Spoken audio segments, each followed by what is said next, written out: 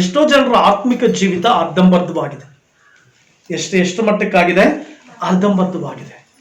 ಪರಿಪೂರ್ಣ ಯೇಸುವನ್ನು ತಿಳ್ಕೊಳ್ಳಿಲ್ಲ, ಪರಿಪೂರ್ಣ ಯೇಸುವಿನ ತುಂಬಲ್ಪಡಲಿಲ್ಲ, ಪರಿಪೂರ್ಣವಾಗಿ ಯೇಸುವನ್ನು ಅರ್ಥಕೊಳ್ಳಿಲ್ಲ, ಪರಿಪೂರ್ಣವಾಗಿ ದೇವರ ಮಹಿಮೆಯನ್ನು ಅರ್ಥಕೊಳ್ಳಿಲ್ಲ. ಅದೇ ಪ್ರಾಬ್ಲಮ್. ಅರ್ಧ ತಿಳ್ಕೊಂಡಿರೋದ್ರಿಂದ ಅರ್ಧ ವಿದ್ಯೆ ಬಹಳ ತೊಂದರೆ ಉಂಟು ಮಾಡ್ತದೆ, ಅರ್ಧ ವಿದ್ಯೆ ಬಹಳ ಸಮಸ್ಯೆಯನ್ನುಂಟು ಮಾಡ್ತದೆ, ಅರ್ಧ ಜ್ಞಾನ ಬಹಳ ಸಮಸ್ಯೆಯನ್ನುಂಟು ಮಾಡ್ತದೆ. ಅದೇ ನಮ್ಮ ಕ್ರೈಸ್ತತ್ವದಲ್ಲಿ ಬಂದಿರುವಂತಹ ಒಂದು ದೊಡ್ಡ ಸಮಸ್ಯೆ. ಸ್ವಾಮಿ ಹೇಳ್ತಾ ಇದ್ದಾರೆ, ದೇವರು ಪರಿಪೂರ್ಣನು, ದೇವರು ಸಂಪೂರ್ಣನು. ಅದೇ ರೀತಿ ನಾವು ಕೂಡ ಪರಿಪೂರ್ಣವಾಗಿ ತುಂಬಲ್ಪಡಬೇಕು, ಸಂಪೂರ್ಣವಾಗಿ ಆತನಿಂದ ತುಂಬಲ್ಪಡಬೇಕು. ಯೇಸುವಿನ ಆ ಒಂದು ಪರಿಪೂರ್ಣತೆಯೊಳಗಡೆ ನಾವು ಜೀವಿಸಬೇಕು. ಯೇಸುವಿನ ಪರಿಪೂರ್ಣವಾದಂತ ಕಾರ್ಯಗಳಿಂದ ನಾವು ತುಂಬಲ್ಪಡಬೇಕು. ಯಾವಾಗ ನಾವು ಯೇಸುವಿನ ಪರಿಪೂರ್ಣತೆಯಿಂದ ತುಂಬಲ್ಪಡ್ತೀವೋ ನಮ್ಮ ಜೀವಿತದ ಆತನೇ ಹೊರಗಡೆ ಬರ್ತಾನೆ. ಆಮೇಲೆ ಯೇಸು ಮಾತ್ರ ಹೊರಗಡೆ ಬರ್ತಾನೆ, ಯಾವುದು ಬರ್ಲಿಕ್ಕೆ ಸಾಧ್ಯ ಇಲ್ಲ. ಆದ್ರಿಂದ ನಿನ್ನ ಜೀವಿತದಲ್ಲಿ ಇವತ್ತು ಪರೀಕ್ಷಿಸ್ಕೊಳ್ಬೇಕು, ನೀನು ಯಾರಿಂದ ತುಂಬಲ್ಪಡ್ತಾ ಇದೆಯಾ, ಯಾವುದರಿಂದ ತುಂಬಲ್ಪಟ್ಟಿದೆ, ಹೆಚ್ಚು ಯಾವುದರಿಂದ ತುಂಬಲ್ಪಟ್ಟಿದೆಯಾ ಅನ್ನೋದು ಬಹಳ ಪ್ರಾಮುಖ್ಯ. ಹಲ್ಲೆಲೂಯಾ. ಸೊ ನಾವು ಹಂತವಾಗಿ ದೇವರ ವಾಕ್ಯದಲ್ಲಿ ನಾವು ನೋಡ್ಕೊಳ್ಳೋಣ. ಇಲ್ಲಿ ಎಫೆಸದವರಿಗೆ ಪೌಲನು ಬರಿತಾ ಇದ್ದಾನೆ, ಯೇಸು ಕ್ರಿಸ್ತನು ಸಂಪೂರ್ಣನಾಗಿದ್ದಾನೆ, ಆತನ ಅರ್ಧಂಬರ್ಧ ಇಲ್ಲ. ಯೇಸು ಕ್ರಿಸ್ತನು ಸಂಪೂರ್ಣವಾಗಿ ಶಿಲುಬೆ ಮೇಲೆ ಆತನ ಪ್ರಾಣ ಕೊಟ್ಟಿದ್ದಾನೆ, ಸಂಪೂರ್ಣವಾಗಿ ರಕ್ತ ಸುರಿಸಿದ್ದಾನೆ, ಸಂಪೂರ್ಣವಾಗಿ ಪ್ರಾಣ ಕೊಟ್ಟಿದ್ದಾನೆ. ಅದೇ ರೀತಿ ನಾವು ಕೂಡ ಆತನಿಂದ ಪರಿಪೂರ್ಣ ತುಂಬಲ್ಪಟ್ಟು, ಸಂಪೂರ್ಣವಾಗಿ ಯೇಸುವನ್ನು ತುಂಬಲ್ಪಟ್ಟು, ಮಾತ್ರವಲ್ಲದೆ ಪರಿಪೂರ್ಣ ಆತನಿಗಾಗಿ ಜೀವಿಸಬೇಕು, ಸಂಪೂರ್ಣವಾಗಿ ಯೇಸುವಿಗಾಗಿ ಜೀವಿಸಬೇಕು. ಎಷ್ಟೋ ಜನರ ಸಮಸ್ಯೆಗಳು, ತೊಂದರೆಗಳು, ತಮ್ಮ ಕುಟುಂಬಗಳಲ್ಲಿ ಯೇಸು ಪರಿಪೂರ್ಣ ಇಲ್ಲ, ತಮ್ಮ ವ್ಯವಹಾರಗಳಲ್ಲಿ ಯೇಸು ಪರಿಪೂರ್ಣ ಇಲ್ಲ, ತಮ್ಮ ಕಾರ್ಯಗಳಲ್ಲಿ ಯೇಸು ಪರಿಪೂರ್ಣ ಇಲ್ಲ, ತಮ್ಮ ಜೀವಿತಗಳಲ್ಲಿ ಯೇಸು ಪರಿಪೂರ್ಣ ಇಲ್ಲದೆ ಇರೋದ್ರಿಂದ ಯಾವುದು ತೆಗೆದುಕೊಳ್ಬೇಕು, ಯಾವುದನ್ನ ಆರಿಸ್ಕೊಳ್ಬೇಕು, ಹೇಗೆ ಜೀವಿಸಬೇಕು, ಕ್ರಿಸ್ತಿಯ ಜೀವಿತದಲ್ಲಿ ಹೇಗೆ ಹೋಗ್ಬೇಕಂತ ಎಷ್ಟೋ ಜನರಿಗೆ ಗೊತ್ತಾಗ್ತಾ ಇಲ್ಲ. ಆದ್ರೆ ಅವ್ರು ಹೇಳ್ಕೊಳ್ತಾ ಇರೋದು, ನಾನು ಪರಿಪೂರ್ಣನು, ನಾನು ಆತ್ಮಿಕತ್ವನು, ನಾನು ಪ್ರಾರ್ಥನೆಯಲ್ಲಿರುವಂಥವನು, ನನಗೆ ಪ್ರಾರ್ಥನೆ ಗೊತ್ತು, ನನಗೆ ಯೇಸು ಗೊತ್ತು, ನನಗೆ ಎಲ್ಲ ಗೊತ್ತಿದೆ, ಐ ನೋ ಎವ್ರಿಥಿಂಗ್, ನನಗೆಲ್ಲ ಗೊತ್ತಿದೆ, ನನಗೆ ಗೊತ್ತಿಲ್ಲದೆ ಇರುವಂಥದ್ದು ಈ ಪ್ರಪಂಚದಲ್ಲಿ ಏನೂ ಇಲ್ಲ. ಆದರೆ ನಿಜಾಂಶ, ಸತ್ಯಾಂಶ ಏನಂತಂದ್ರೆ ನಿನಗೆ ಏನು ಗೊತ್ತಿಲ್ಲ ಅನ್ನೋದು. ಹಲ್ಲೆಲೂಯಾ. ನನಗೇನು ಗೊತ್ತಿಲ್ಲ ಅನ್ನೋದು. ಹಾಗಾದ್ರೆ ನಾವು ಯಾರಿಂದ ತುಂಬಲ್ಪಡ್ಬೇಕು? ಇವತ್ತು ಯೇಸುವಿನಿಂದ ಪರಿಪೂರ್ಣ ತುಂಬಲ್ಪಡಬೇಕು. ಯೇಸುವಿನಿಂದ ನೀನು ನಾನು ಪರಿಪೂರ್ಣ ತುಂಬಲ್ಪಟ್ರೆ ನಮ್ಮ ಜೀವಿತ ಬದಲಾಗುತ್ತೆ, ನಮ್ಮ ಕುಟುಂಬ ಬದಲಾಗುತ್ತೆ, ನಮ್ಮ ಜ್ಞಾನ ಬದಲಾಗುತ್ತೆ, ನಮ್ಮ ಸ್ವಭಾವಗಳು ಬದಲಾಗುತ್ತೆ, ನಮ್ಮ ಗುಣಗಳು ಬದಲಾಗುತ್ತೆ, ಪರಿಪೂರ್ಣ ಬದಲಾವಣೆಗೆ ಬರ್ತೀವಿ. ಹಾಗಾದ್ರೆ ಇವತ್ತಿನ ದಿನ ಎಷ್ಟೋ ಜನರ ಜೀವಮಾನ ಸಮಸ್ಯೆ ಏನಂತಂದ್ರೆ, ಯಾಕೆ ಪ್ರಾಬ್ಲಮ್, ಯಾಕೆ ಸಮಾಧಾನ ಇಲ್ಲ, ಯಾಕೆ ಸಂತೋಷ ಇಲ್ಲ, ಯಾಕೆ ಮನೆಯಲ್ಲಿ ನೆಮ್ಮದಿ ಇಲ್ಲ? ನಿಮ್ ಕೈನಲ್ಲೇ ಇದೆ. ಯೇಸು ಸ್ವಾಮಿ ಹೇಳ್ತಾರೆ, ನಾನು ಎಲ್ಲ ಮಾಡಿ ಮುಗಿಸ್ಬಿಟ್ಟಿದ್ದೀನಿ, ಐ ಹ್ಯಾವ್ ಡನ್ ಎವ್ರಿಥಿಂಗ್, ಅಂದ್ರೆ ನಾನು ಎಲ್ಲವನ್ನ ಮಾಡಿ ಮುಗಿಸ್ಬಿಟ್ಟಿದ್ದೀನಿ. ಕಲ್ವಾರಿ ಶಿಲುಬೆ ಮೇಲೆ ನಿನಗೆ ಸಮಾಧಾನ ಬೇಕಾ, ಸಮಾಧಾನ ಕೊಟ್ಟಿದ್ದೀನಿ, ಸಂತೋಷ ಬೇಕಾ, ಸಂತೋಷ ಕೊಟ್ಟಿದ್ದೀನಿ, ಆರೋಗ್ಯ ಬೇಕಾ, ಆರೋಗ್ಯ ಕೊಟ್ಟಿದ್ದೀನಿ, ಐಶ್ವರ್ಯ ಬೇಕಾ, ಐಶ್ವರ್ಯವನ್ನು ಕೊಟ್ಟಿದ್ದೀನಿ, ಆಶೀರ್ವಾದ ಬೇಕಾ, ಆಶೀರ್ವಾದವನ್ನು ಕೊಟ್ಟಿದ್ದೀನಿ. ಹಾಗಾದ್ರೆ ಯಾಕೆ ಹೊಂದ್ಕೊಳ್ತಾ ಇಲ್ಲ? ಯಾಕೆ ಅದನ್ನೆಲ್ಲ ಸ್ವೀಕಾರ ಮಾಡ್ಕೊಳ್ತಾ ಇಲ್ಲ? ಯಾಕೆ ಅದರಲ್ಲಿ ನಾವು ಪರಿಪೂರ್ಣವಾಗ್ತಾ ಇಲ್ಲ ಅಂತಂದ್ರೆ, ಯೇಸು ಹೇಳಿದಂತ ವಾಕ್ಯಗಳು ನಮ್ಮಲ್ಲಿ ಪರಿಪೂರ್ಣ ಇಲ್ಲ, ಯೇಸು ಹೇಳಿದಂತ ಕ್ರಿಯೆಗಳು ನಮ್ಮಲ್ಲಿ ಪರಿಪೂರ್ಣ ಇಲ್ಲ. ಯೇಸು ಸ್ವಾಮಿ ಎಲ್ಲ ಮಾಡಿ ಮುಗಿಸಿದ್ದಾನೆ, ನಮಗೆ ಆಶೀರ್ವಾದಗಳನ್ನ ಕೊಟ್ಟಿದ್ದಾನೆ. ಕಲ್ವಾರಿ ಶಿಲುಬೆ ಮೇಲೆ ನಾನು ಮಾಡಿ ಮುಗಿಸಬೇಕಾದೆಲ್ಲವನ್ನ ಮಾಡಿ ಮುಗಿಸ್ಬಿಟ್ಟಿದ್ದೀನಿ ಅಂತ ಯೇಸು ಸ್ವಾಮಿ ಹೇಳ್ತಾರೆ. ಹಾಗಾದ್ರೆ ಯಾಕೆ ಹೊಂದ್ಕೊಳ್ತಾ ಇಲ್ಲ? ಯಾಕಂತಂದ್ರೆ ನಮ್ಮ ಜೀವಿತದಲ್ಲಿ ನಾವು ಯೇಸುವಿಂದ ಪರಿಪೂರ್ಣ ತುಂಬಲ್ಪಡಲಿಲ್ಲ, ಕ್ರಿಸ್ತನಿಂದ ಪರಿಪೂರ್ಣ ತುಂಬಲ್ಪಡಲಿಲ್ಲ, ದೇವರ ಪರಿಶುದ್ಧಾತ್ಮನಿಂದ ನಾವು ಪರಿಪೂರ್ಣ ತುಂಬಲ್ಪಡಲಿಲ್ಲ. ಪವಿತ್ರಾತ್ಮನು ಬಹಳ ಪ್ರಾಮುಖ್ಯ, ಪರಿಶುದ್ಧಾತ್ಮನು ಬಹಳ ಪ್ರಾಮುಖ್ಯ. ನಾನು ರಕ್ಷಣೆ ಹೊಂದಿದಂಥ ದಿನಗಳಲ್ಲಿ ನನ್ನ ಒಬ್ಬ ಸಹೋದರಿ ಒಂದು ಮಾತು ಕೇಳಿದ್ರು. ಆಗ ತಾನೇ ನಾನು ಯೇಸು ಕ್ರಿಸ್ತನ ಒಂದು ಕಾರ್ಯದಲ್ಲಿ, ಪರಿಶುದ್ಧಾತ್ಮನಲ್ಲಿ ಹೆಜ್ಜೆ ಇಟ್ಟೆ, ಪವಿತ್ರಾತ್ಮನ ಜೊತೆಗೆ ನಡಿಲಿಕ್ಕೆ ಆರಂಭ ಮಾಡಿದೆ. ಆಗ ದೇವರಾತ್ಮನ ಸಹಾಯದಿಂದ ದೇವರ ಅಭಿಷೇಕವನ್ನ, ದೇವರ ಪವಿತ್ರಾತ್ಮನ ಪ್ರಸನ್ನತೆಯನ್ನ, ಪವಿತ್ರಾತ್ಮನ ಅನ್ಯ ಭಾಷೆಯನ್ನ ಹೊಂದಿಕೊಂಡು ನಾನು ಮುಂದೆ ಸಾಗುವಾಗ ನನಗೊಂದು ದಿನ ಆ ಸಹೋದರಿ ನನ್ನ ಕೇಳ್ತಾಳೆ, ಇದನ್ನ ಯಾವ ರೀತಿ ನೀವು ಪಡ್ಕೊಂಡೆ? ನಾನು ಸ್ವಲ್ಪ ಕಾಪಿ ಮಾಡ್ಬೋದಾ? ನಾನು ಇದನ್ನ ಕಲ್ತ್ಕೊಳ್ಬೋದಾ? ನಾನು ಕಲಿಸ್ಕೊಡ್ಬೋದಾ ನೀನು? ಎಷ್ಟೋ ಜನರ ಜೀವಿತ ಕಲ್ತಿದ್ದೀವಿ, ಆದ್ರೆ ಕ್ರಿಸ್ತನ ಪರಿಪೂರ್ಣ ಇಲ್ಲ. ಕಲ್ತ್ಕೊಂಡಿದ್ದೀವಿ, ಪ್ರಾರ್ಥನೆಯನ್ನು ಕಲ್ತ್ಕೊಂಡಿದ್ದೀವಿ, ವಾಕ್ಯವನ್ನ ಕಲ್ತ್ಕೊಂಡಿದ್ದೀವಿ, ಎಲ್ಲ ಕಲ್ತ್ಕೊಂಡಿದ್ದೀವಿ. ಆದ್ರೆ ಕಲ್ತ್ಕೊಳ್ಳೋದು ಮುಖ್ಯ ಅಲ್ಲ, ಯೇಸು ನಮ್ಮ ಒಳಗಡೆ ಪರಿಪೂರ್ಣ ಇರಬೇಕು. ಎಷ್ಟೋ ಜನರು ಕಲ್ತ್ಕೊಂಡಿದ್ದಕ್ಕೆ ನಾವು ಸೈಲೆಂಟ್ ಆಗ್ಬಿಟ್ಟಿದ್ದೀವಿ. ದೇವರ ಮಕ್ಕಳಾದ ನಾವು ಕಲ್ತ್ಕೊಳ್ಳೋದು ದೊಡ್ಡದಲ್ಲ, ಯೇಸುವಿನಿಂದ ತುಂಬಲ್ಪಡೋದು ಮುಖ್ಯ. ವಾಕ್ಯವನ್ನ ಕಲ್ತ್ಕೊಳ್ಳೋದು ದೊಡ್ಡದಲ್ಲ, ವಾಕ್ಯ ನಿನ್ನೊಳಗಡೆ ಇರೋದು ದೊಡ್ಡದು. ಪವಿತ್ರಾತ್ಮನಿಂದ ಬಗ್ಗೆ ಕಲ್ತ್ಕೊಳ್ಳೋದು ದೊಡ್ಡದಲ್ಲ, ಪವಿತ್ರಾತ್ಮ ನಿನ್ನೊಳಗಡೆ ವಾಸ ಮಾಡೋದು ದೊಡ್ಡದು. ಅನ್ಯ ಭಾಷೆಯ ಬಗ್ಗೆ ತಿಳ್ಕೊಳ್ಳೋದು ದೊಡ್ಡದಲ್ಲ, ಅನ್ಯ ಭಾಷೆ ಎಲ್ಲಿ ಮಾತಾಡಬೇಕು, ಹೇಗೆ ಮಾತಾಡಬೇಕು, ಯಾವಾಗ ಮಾತಾಡಬೇಕು, ಹೇಗೆ ಮಾತಾಡ್ಬೇಕಂತ ತಿಳ್ಕೊಳ್ಳುವಂಥದ್ದು ಬಹಳ ಪ್ರಾಮುಖ್ಯ. ಇವೆಲ್ಲವೂ ಕೂಡ ಮೆಚುರಿಟಿ ಲೆವೆಲ್ಗೆ ಬರಬೇಕು. ಕ್ರೈಸ್ತತ್ವ ಮೆಚುರಿಟಿ ಆಗಬೇಕು. ಅಂದ್ರೆ ಏನು, ಒಂದು ಅಸ್ತಿತ್ವಕ್ಕೆ ಬರಬೇಕು, ಒಂದು ಸ್ಥಿರವಾದ ಬದುಕಿಗೆ ಬರಬೇಕು, ಸ್ಥಿರವಾದ ಜೀವಿತಕ್ಕೆ ಬರಬೇಕು, ಸ್ಥಿರವಾದ ಆತ್ಮಿಕ ಜೀವಿತ, ಸ್ಥಿರವಾದ ಪ್ರಾರ್ಥನಾ ಜೀವಿತ, ಸ್ಥಿರವಾದ ವಾಕ್ಯದ ಜೀವಿತ ಬರಬೇಕು. ಕ್ರೈಸ್ತತ್ವದಲ್ಲಿ ನಾನು ಏನ್ ತಿಳ್ಕೊಂಡಿದ್ದೀವೋ ಇದಿಲ್ಲ. ಕ್ರೈಸ್ತತ್ವ ಅನ್ನೋದು ಬಹಳ ಗಾಂಭೀರ್ಯವಾದದ್ದು, ಶ್ರೇಷ್ಠವಾದದ್ದು. ನಿಜವಾಗ್ಲೂ ನಾನು ತಿಳ್ಕೊಂಡಾಗೆ ಕ್ರೈಸ್ತತ್ವ ಅಲ್ಲ, ಅಥವಾ ಇನ್ನೊಬ್ರು ಧರ್ಮದ ಹೆಸರಲ್ಲಿ ತಿಳ್ಕೊಂಡಿರುವ ಕ್ರೈಸ್ತತ್ವದ ಬಗ್ಗೆ ನಾನು ಮಾತನಾಡ್ತಾ ಇಲ್ಲ. ಕ್ರೈಸ್ತನ ಜೀವಿತ ಎಷ್ಟು ಅಪ್ರಮೇಯವಾದದ್ದು, ಶ್ರೇಷ್ಠವಾದ ಮಹಿಮೆಯುಳ್ಳದ್ದು ಅಂತ ನೀನು ಯಾವಾಗ ತಿಳ್ಕೊಳ್ತೀಯೋ, ನಿನ್ನಲ್ಲಿ ಯಾವಾಗ ಆ ಆತ್ಮ ತುಂಬಿಕೊಳ್ತಾನೆ ಬಹಳ ಪ್ರಾಮುಖ್ಯ. ಆದ್ದರಿಂದ ನಿನ್ನೊಳಗಡೆ ಕ್ರಿಸ್ತನು ತುಂಬಿಕೊಳ್ಬೇಕು. ಹಲ್ಲೆಲೂಯಾ. ಆದ್ರೆ ದೇವರಿಂದ ತುಂಬಲ್ಪಡುವುದು ಅಂದ್ರೆ ಏನು? ರೋಮದವರಿಗೆ ಬರೆದ ಪತ್ರಕ್ಕೆ 15ನೇ ಅಧ್ಯಾಯ 13ನೇ ವಚನ. ರೋಮಪುರದವರಿಗೆ ಬರೆದ ಪತ್ರಕ್ಕೆ 15ನೇ ಅಧ್ಯಾಯ 13ನೇ ವಚನ. ನಿರೀಕ್ಷೆಯ ಮೂಲನಾದ ದೇವರು ನಂಬಿಕೆಯಿಂದುಂಟಾದ ಸಂತೋಷವನ್ನು ಮನಃಶಾಂತಿಯನ್ನು ನಿಮಗೆ ಪರಿಪೂರ್ಣವಾಗಿ ದಯಪಾಲಿಸಿ ನೀವು ಪವಿತ್ರಾತ್ಮನ ಒಳಗೊಂಡವರಾಗಿ ನಿರೀಕ್ಷೆಯಲ್ಲಿ ಅಭಿವೃದ್ಧಿಯನ್ನು ಹೊಂದುತ್ತಾ.